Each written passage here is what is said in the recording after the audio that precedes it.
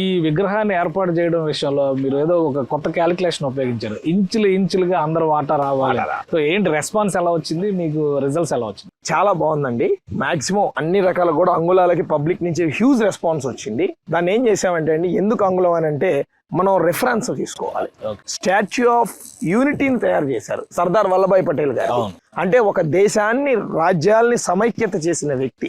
అటువంటి సమైక్యత చేసిన వ్యక్తి విగ్రహం చేయాలంటే ఆంధ్రప్రదేశ్ రాష్ట్ర ప్రభుత్వం కావచ్చు, దేశ ప్రభుత్వం కావచ్చు, ఓ 10 నిమిషాల పని ఎవరో ఒకరికి చెప్తే ఆ విగ్రహాన్ని స్పాన్సర్ చేసి చేయొచ్చు.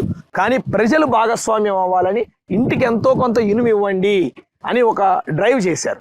అంటే ఆ ఇనుము ఇవ్వకపోతే పని అవ్వదని కాదు, ఒక అట్మాస్ఫియర్ క్రియేట్ అవ్వాలి, ఒక ఎమోషన్ బాండింగ్ క్రియేట్ అవ్వాలి అనే ఒక ఆలోచనతో. అలాగే అమరావతి ప్రారంభించినట్టు చంద్రబాబు నాయుడు గారు ఇంటికి ఒక ఇటుక ఇవ్వండి అని పిలిపించారు. సో అలా మీరు మొన్న అయోధ్య రామ మందిరం చూసుకున్నట్టయితే ప్రతి ఇంటి నుంచి డొనేషన్ ఇవ్వండి అని అడిగారు. సో అటువంటి ఎమోషన్ ని క్రియేట్ చేయడానికి, అటాచ్మెంట్ ని క్రియేట్ చేయడానికి మనం విగ్రహానికి అంగుళానికి ఒక యూనిట్ పగా తీసుకొని ఒక అంగుళానికి మనం 5,116 తీసుకోవడం జరిగింది. ఇక్కడ ఎక్కడా కూడా ₹1,00,00,000 ఇచ్చిన వాళ్ళు ఉన్నారు, 5,116 ఇచ్చిన వాళ్ళు ఉన్నారు. కానీ ఎక్కడా కూడా ఆన్లైన్ పేమెంట్లే తప్ప క్యాష్ ఎక్కడా తీసుకోవట్లేదు.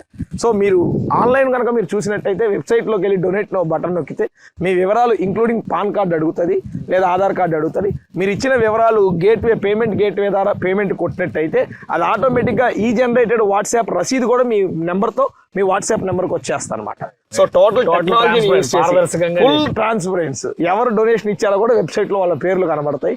ఖర్చు ఏంటి అనేది ప్రతి 3 నెలలకి ఆడిటింగ్ రిపోర్ట్ ఉంటుంది అనమాట.